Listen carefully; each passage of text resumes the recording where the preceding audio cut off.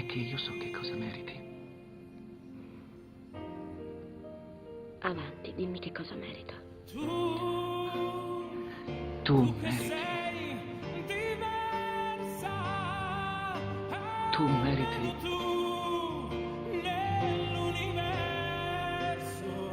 Tu meriti.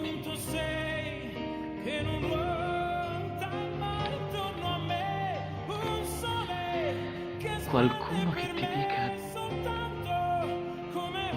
non riesco a immaginare un mondo senza di te. Apriremo un'enoteca quando avremo 70 anni. Faremo snowboard ogni anno a dicembre. Una volta porteremo con noi anche i bambini.